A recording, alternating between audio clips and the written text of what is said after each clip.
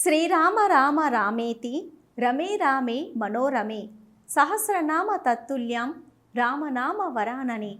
ఈ శ్లోకం 3 సార్లు స్మరించితే ఒక్క విష్ణు సహస్రనామ పారాయణ ఫలితమే కాదు, భక్తులకు శివ సహస్రనామ ఫలితం కూడా లభిస్తుంది.